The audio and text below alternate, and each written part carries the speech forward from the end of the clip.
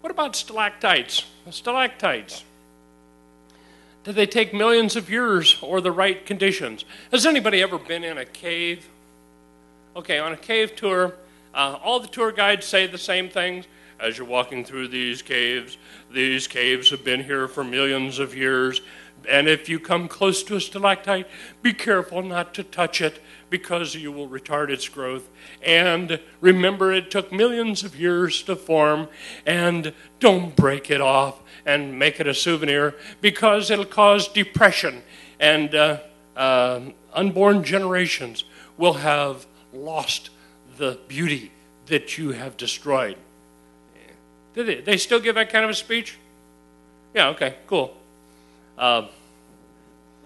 Carlsbad Caverns, New Mexico. 250 million years ago, tiny drops of water over millions of years. Well, somebody says, I wonder if it takes millions of years to form stalactites and stuff like that. So a guy took some water, and out of the same water, ran through the cave, pumped it up through a pipe, and created a teepee fountain in about 100 years. Not bad. Somebody else did essentially the same thing a few miles away, and the same thing over about a 100-year period. Doesn't take millions of years, it just takes the right conditions. Here are stalactites growing in the basement of a lead mine after the lead mine was 55 years old. These are stalactites in the basement of the Lincoln Memorial, built in 1922. This is a stalactite in the basement of a restaurant in Florida. A couple summers ago, Ann and I went to Vincennes, Indiana, where the George Rogers Clark Memorial is. We're not common tourists. We don't go up the steps and look at the lofty structure built by our government that wants us to think something. We go down the basement, and we saw stalactites coming from the ceiling, and stalactites coming from the ceiling and creating a column 9 feet tall. How did that happen? Millions of years? No, it was only over a period of about 40 years, 40, 50 years down in Vincennes, Indiana. Doesn't take millions of years for a mineral deposits to form inside a pipe in a gas well. I decided, like the frogs, I wanted to see evolution in my time. I wanted to create my own cave, and so I started doing this in my kitchen.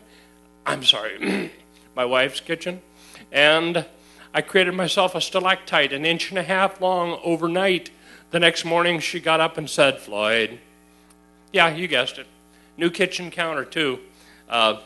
Stalactites and stalagmites, they can form very rapidly under the right conditions. How long does it take? Millions of years to form fossils and petrify things? Didn't take this hat millions of years, nor this ham, nor the leg of the cowboy inside this boot. This boot, according to the manufacturer of the boot, was designed sometime in the mid-50s. Not millions of years, just the right conditions. Well, for science, it needs to be observable, testable, and repeatable. And if it is observable, testable, and repeatable, then you can call it a scientific observation.